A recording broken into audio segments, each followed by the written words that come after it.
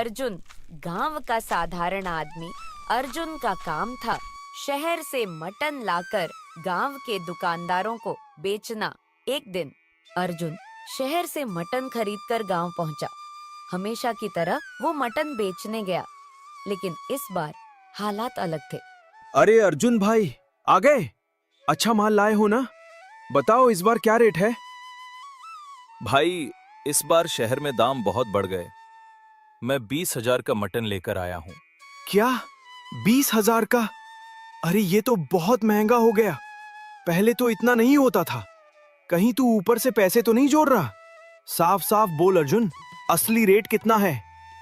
नहीं भाई, मैं क्यों झूठ बोलूंगा। मैं खुद घाटे में हूँ। आने जाने का किराया भी अलग से देना पड़ा। बस सोच रहा था थोड़ा मुनाफा रख लूं, आखिर मेहनत भी तो है। देख अर्जुन, मुनाफा टुनाफा हमें मत समझा। जितने में तू लाया है उतने में ही हमें दे, वरना हम तुझसे माल नहीं लेंगे। ठीक है, जैसा आप कहो। 20,000 का लाया था तो 20,000 में ही दे देता हूँ। अर्जुन ने पूरा मटन दुकानदारों को दे दिया। न एक पैसा मुनाफा, बल्कि ऊपर से उसका किराया भी चला गया। वो मायूस होकर घर लौट आया। अर्जुन 20,000 का मटन लाया और 20,000 में ही बेच दिया। मुनाफा तो हुआ नहीं, उल्टा आने जाने का किराया भी डूब गया। अरे बेटा, क्या हुआ? आज इतना चुपचाप क्यों बैठा है? थका तो रोज भी आता है, लेकिन आज चेहरा उतरा हुआ लग रहा है। माँ, आज का दिन बहुत भारी पड़ गया। भारी? क्यों? सब्जी वाले से कोई झगड़ा हो गया क्या? या मटन बिक नहीं पाया? वाह, मैंने 20,000 का मटन खरीदा था और दुकानदार ने वही 20,000 दिए। न 1 रुपया ज्यादा, न 1 रुपया कम। अरे, तो फिर फायदा कहाँ हुआ बेटा? यही तो कह रहा हूँ माँ, फायदा कुछ नहीं हुआ। उल्टा आने जाने का किराया, ढुलाई का खर्चा सब जेब से गया। मतलब मुनाफा तो छोड़, घाटा हो गया। इतनी मेहनत करने के बाद भी खाली हाथ लौटना कितना बुरा लगता होगा। हाँ माँ, दिल बैठ सा गया है। सोच रहा हूँ अगर हर बार ऐसा ही हुआ तो घर कैसे चलेगा। बेटा छोड़ो, अब मत सोचो इस बारे में। सच कह रही हो माँ, पर दिल बहुत डर रहा है। डरना मत अर्जुन, तू मेहनती है, ईमानदार है। मेहनत का फल देर से ही सही, लेकिन मिलता जरूर है। अर्जुन घर पर अपनी माँ से हालात साझा कर रहा था कि तभी दरवाजे पर दस्तक होती है। यह साहूकार था जिसे अर्जुन ने पहले पैसे उधार लिए थे। अर्जुन बेटा, कैसे हो? सुनो, मैं आज तुम्हारे पास अपने पैसे लेने आया हूँ। याद है जो उधार लिए थे? हाँ साहूकार जी, याद है। मैं आपके पैसे तैयार कर रहा हूँ। ठीक है बेटा, मुझे पता है हर कोई मेहनत करता है, लेकिन अब वो समय आ गया है कि अपने कर्ज की अदायगी करो। मैंने विश्वास करके तुम्हें पैसे दिए थे। साहूकार जी, मैं आपको पूरा 10,000 अभी दे देता हूँ। बाकी का इस बार मुनाफा नहीं हुआ।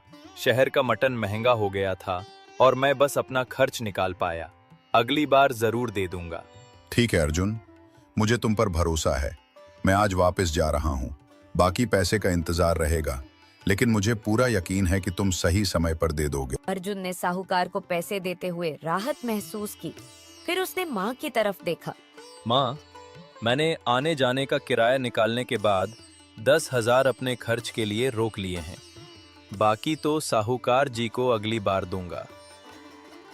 बेटा, इस काम में इतना झंझट क्यों? कभी सोचा है छोड़ दे इसे? ठीक है माँ, चलो अब कुछ खा लेते हैं। दिल बहुत भारी है, थोड़ी तसल्ली खाने से मिलेगी। और इस तरह घाटा भले हुआ हो, लेकिन अर्जुन ने साहूकार को पैसे देकर अपनी जिम्मेदारी निभाई और माँ के साथ ढाबे की तरफ बढ़ा। अर्जुन और उसकी माँ पास के ढाबे पर पहुँचे। यार, रोज चिकन बिरयानी खाकर बोर हो गए हैं। अगर हमारे गांव में मटन बिरयानी मिलती तो रोज वही खाते। सच में सोचो, शहर नहीं जाना पड़ेगा, गांव में ही बढ़िया मटन बिरयानी मिल जाए। माँ, सुन रही हो ना लोग क्या कह रहे हैं? क्यों ना हम गांव में ही मटन बिरयानी का ठेला लगाएं? लोगों को जो चाहिए वही देंगे। मटन तो मैं शहर से बढ़िया लाता हूँ। बेटा ठीक है, लेकिन क्या ये काम सफल होगा? इतने छोटे गांव में क्या चलेगा? माँ, डरने की जरूरत नहीं। लोग मटन खाने के लिए शहर तक जाते हैं। अगर हम सही स्वाद और अच्छा मटन देंगे तो यहाँ भी लोग आकर लेंगे। भरोसा रखो माँ। ठीक है बेटा, कोशिश करते हैं, देखते हैं क्या होता है। और इसी विचार के साथ अर्जुन और उसकी माँ अगले दिन गांव में मटन बिरयानी का ठेला लगाने का फैसला करते हैं। अर्जुन और उसकी माँ ने अगले दिन गांव में मटन बिरयानी का ठेला लगाया। पहली बार गांव में इतनी महक फैली कि लोग उत्सुक होकर ठेले की तरफ खींचने लगे। अरे ये क्या है? मटन बिरयानी का ठेला? कभी हमारे गांव में ऐसा देखा ही नहीं। सच में? अब मटन बिरयानी यहाँ मिलेगी? शहर जाने की जरूरत ही नहीं पड़ेगी। भाई, ये तुमने कैसे सोचा कि गांव में मटन बिरयानी लगाई जाए? इतने छोटे गांव में लोग खाएंगे भी क्या? देखो भाई, कल तुम लोग खुद कह रहे थे कि रोज चिकन बिरयानी खाकर बोर हो गए हो। अब मटन की बिरयानी चाहिए तो मैंने ये ठेला लगाया। मटन तो मैं शहर से सबसे अच्छा लाता हूँ। अब आप लोग ही चखो और बताओ। सही कहा बेटा, ईमानदारी और स्वाद दोनों देंगे, लोग जरूर आएंगे। लोगों ने चखना शुरू किया। हर बाइट के साथ तारीफों की बौछार होने लगी। वाह अर्जुन, क्या स्वाद है! शहर की बिरयानी भी पीछे रह जाए। ये तो कमाल हो गया। सच में? अब हमें रोज यहाँ ही आना पड़ेगा। तुमने तो हमारे गांव में कमाल कर दिया। अर्जुन और उसकी माँ की मेहनत रंग लाई। गांव में उनकी अच्छी कमाई होने लगी। अर्जुन और उसकी माँ के मटन बिरयानी ठेले की खुशबू पूरे गांव में फैल चुकी थी। हर कोई उनके ठेले पर आने लगा। वहीं दूसरा ठेले वाला रघु, जो पहले ही चुपचाप अर्जुन की सफलता देख रहा था, जलन महसूस करने लगा। अरे ये अर्जुन और उसकी माँ शहर से मटन लाकर यहाँ बिरयानी बेचकर सबका ध्यान अपनी तरफ खींच रहे हैं। मेरी बिरयानी अब किसी को पसंद नहीं आ रही। ये मैं कैसे सह लूं? अगर मैं इसमें कुछ जड़ी बूटी मिला दूं तो लोग सोचेंगे कि उनके स्वाद में कमी है। बस ये चाल चलकर उनका ठेला गिरा दूंगा। रघु भाई, क्या ये सही है? अर्जुन का ठेला मेहनत करके चला रहा है। हम सब उसे पसंद करते हैं। अरे भाई, मैं बस थोड़ी सी मजबूती दिखा रहा हूं। कोई नुकसान नहीं होगा। बस लोग मेरे ठेले पर आएं और मेरे मटन की तारीफ करें, समझे? और इस तरह रघु ने अर्जुन के ठेले से लोगों को भटकाने की चाल चली। उसने अगले दिन अपने ठेले पर मटन बिरयानी बनाई। उसमें कुछ जड़ी बूटी डाल दी। चलो देखते हैं अब लोग किसके ठेले पर आएंगे। अर्जुन की सफलता अब खतरे में है। अगले दिन गांव वाले धीरे धीरे उसके ठेले की तरफ खींच गए। अर्जुन और उसकी माँ देखते ही रह गए कि लोग उनके ठेले से हटकर रघु के ठेले पर जा रहे हैं। माँ, देखो तो सही, लोग अब हमारे ठेले पर नहीं आ रहे। रघु ने कुछ कर दिया है। हमारी मेहनत और विश्वास की क्या हालत हो गई, समझ ही नहीं आ रहा। बेटा, अब क्या करेंगे? दिन भर मेहनत करने के बाद भी कोई फायदा नहीं हो रहा। ये खेल हमारे लिए बहुत मुश्किल हो गया है। हम सोचते हैं और मेहनत करते हैं, पर कोई बदलाव नहीं दिख रहा। माँ, चिंता मत करो। मैं सोच रहा हूँ कि हमें कुछ नया करना पड़ेगा। शहर से मटन तो हम हमेशा बढ़िया लाते हैं, लेकिन बिरयानी में लोग अब रघु की तरफ खिंच गए हैं। क्यों ना हम मटन के ताजा कुरकुरे पकौड़े लगाएं? लोग कुछ नया और अलग चीज हमेशा पसंद करते हैं। पकौड़े? बेटा, अच्छा विचार है। अगर हम इसे सही तरीके से बनाएं और स्वाद अच्छा हो तो लोग जरूर हमारे ठेले पर आएंगे। कोशिश करने में ही फायदा है। माँ देखो, अगर हम अगले दिन मटन बिरयानी की जगह पकौड़े लगाएं और ताजा कुरकुरे बनाएं तो लोग रघु की चाल से प्रभावित नहीं होंगे। हमें बस स्वाद, ताजगी और साफ सफाई पर ध्यान देना है। मैं जानता हूँ हमारी मेहनत रंग लाएगी। ठीक है बेटा, हम इसे पूरा ध्यान और मेहनत के साथ करेंगे। अगर हम ईमानदारी से काम करें तो लोग हमारे स्वाद को भूलेंगे। अर्जुन और उसकी माँ ने अगले दिन मटन के ताजा कुरकुरे पकौड़े का ठेला लगाया। जैसे ही पकौड़े ठेले पर आए, गांव वाले हैरानी और चौंक के साथ ठेले की ओर देखने लगे। अरे भाई, ये क्या है? मटन के पकौड़े? इतनी बढ़िया चीज हमने आज तक कभी नहीं देखी। सच में पहली बार देख रहा हूँ कि कोई इतना बढ़िया और ताजा मटन ला सकता है। अर्जुन भाई, आपने तो कमाल कर दिया। सच में इतने बड़े कुरकुरे और खुशबूदार पकौड़े मैं तो कभी ऐसा नहीं देख पाया। ये देखकर तो विश्वास ही नहीं हो रहा कि हमारे गांव में ही इतनी शानदार चीज मिल सकती है। अर्जुन भाई, ये आपने कैसे सोचा? भाई, पहले हम हमेशा शहर जाते थे मटन खाने के लिए। अब देखो, गांव में ही ताजा मटन के पकौड़े मिल रहे हैं। ये तो सच में पहली बार है कि मैंने ऐसी चीज देखी, पूरी तरह अलग और स्वादिष्ट। माँ, देखो, लोग हैरान और खुश हैं। हमारी मेहनत रंग ला रही है। हमने सिर्फ ताजगी और स्वाद पर ध्यान दिया और अब सबका प्यार और तारीफ मिल रही है। सच बेटा, ये देखकर बहुत खुशी हो रही है।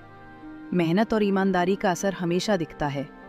जब तक हम सही काम करते रहेंगे, लोग हमें भूलेंगे नहीं। गांव वाले दूर दूर से आने लगे। हर बाइट के बाद तारीफ होती और लोग हैरानी जताते, जैसे पहली बार ऐसी चीज उन्होंने देखी हो। अर्जुन और उसकी माँ की मेहनत और ईमानदारी ने उन्हें गांव में नई पहचान दिलाई। रघु ने देखा कि मटन के पकौड़े ने गांव में टहलका मचा दिया। लोग उसके ठेले की ओर नहीं जा रहे थे। कुछ महीनों की मेहनत के बाद भी रघु का ठेला सुन्न पड़ा। अब वह परेशान होकर अर्जुन के पास मदद मांगने आया। अर्जुन भाई, देखो, मैं मानता हूँ तुम्हारा ठेला अब बहुत अच्छा चल रहा है। लोग दूर दूर से तुम्हारे पकौड़े खाने आते हैं। मैं सच में हैरान हूं कि तुमने इतना कमाल किया।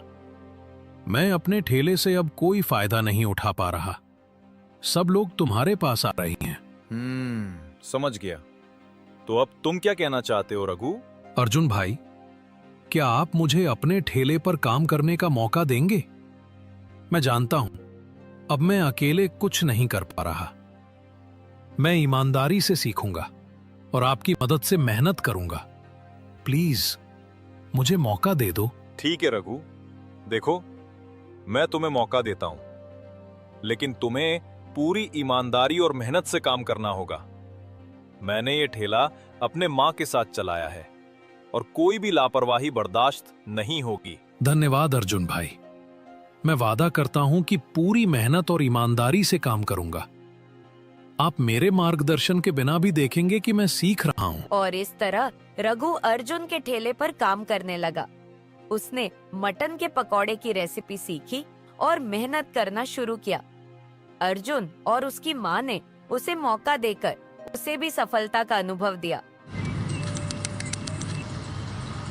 कुछ महीने तक रघु ने मटन के पकौड़े बनाना अर्जुन और उसकी माँ से सीखा, लेकिन अपनी चालाकी और जलन के चलते उसने अलग ठेला खोल लिया। एक दिन रघु ने देखा कि अर्जुन और उसकी माँ का ठेला गांव में ही नहीं लगा। हाँ, मैंने माँ बेटे को भगा दिया। अब सिर्फ मेरा ठेला ही चलेगा। गांव वाले अब मेरे पकौड़े ही खाएंगे। कमाल हो गया। अरे रघु, पागल हो क्या? तुम क्या सोच रहे हो? अर्जुन और उसकी माँ यहाँ नहीं है। वे शहर में अपना होटल खोल चुके हैं। वहाँ उनका बड़ा धंधा चल रहा है और लोग दूर दूर से खाने आते हैं। तुम्हारा ठेला उनके सामने टिक नहीं पाएगा। क्या? सच में? अर्जुन और उसकी माँ ने शहर में होटल खोल लिया? मतलब मेरी चालाकी बेकार हो गई? हाँ रघु भाई, तुमने सोचा कि उन्हें भगा दिया, लेकिन उन्होंने मेहनत और ईमानदारी से आगे कदम बढ़ाया। अब तुम्हें भी समझना होगा कि सही काम करने वालों की मेहनत कभी खाली नहीं जाती। रघु ने समझ लिया कि चालाकी से सफलता नहीं मिलती। उसने फैसला किया कि अब वह अर्जुन और उनकी माँ के सामने जाएगा और ईमानदारी से माफी मांगेगा। अर्जुन भाई, माँ जी, मैं सच में आपसे माफी मांगना चाहता हूँ। मैंने आपकी मेहनत देखकर जलन की और अपनी चालाकी से अलग ठेला खोल लिया। मैं जानता हूं कि यह गलत था। मैंने सोचा था कि मैं आपको पीछे छोड़ दूंगा, लेकिन असलियत में मैं सिर्फ खुद को ही नुकसान पहुंचा रहा था। अब मैं समझ गया हूं कि मेहनत और ईमानदारी ही सबसे सही रास्ता है। रघु, मैं तुम्हें समझ सकता हूं। कभी कभी हम गलती करते हैं, लेकिन जो सीखने की चाहत रखता है और ईमानदारी से स्वीकार करता है वही आगे बढ़ता है। तुम सच में सीखना चाहते हो और मेहनत करने को तैयार हो? हाँ अर्जुन भाई, मैं वादा करता हूं कि अब मैं पूरी ईमानदारी और मेहनत से काम करूंगा। आपकी मदद और मार्गदर्शन के बिना मैं ये कभी नहीं कर पाऊंगा। कृपया मुझे मौका दीजिए, मैं इसे कभी खोने नहीं दूंगा। रघु बेटा, अब से तुम्हारा रास्ता सिर्फ मेहनत और ईमानदारी का होना चाहिए। तुमने अपनी गलती स्वीकार कर ली और ये बहुत अच्छी बात है। हम तुम्हें मौका देते हैं, बस ध्यान रखो कि अब कोई गलती ना हो। धन्यवाद माँ जी, धन्यवाद अर्जुन भाई। मैं वादा करता हूं कि अब मैं पूरी मेहनत और ईमानदारी से काम करूंगा। मैं सीखूंगा, मेहनत करूंगा और कभी कोई शॉर्टकट नहीं लूंगा। मैं आपके विश्वास को टूटने नहीं दूंगा। ठीक है रघु, यही सही सोच है। मेहनत और ईमानदारी से ही सब कुछ हासिल होता है। अब से हम सब साथ मिलकर काम करेंगे और अपना होटल और ठेले दोनों सफल बनाएंगे। और इस तरह रघु ने अर्जुन और उनकी माँ के होटल में काम करना शुरू किया। उसने सच्ची मेहनत और ईमानदारी से काम किया और धीरे धीरे अर्जुन और माँ के साथ सफलता हासिल की।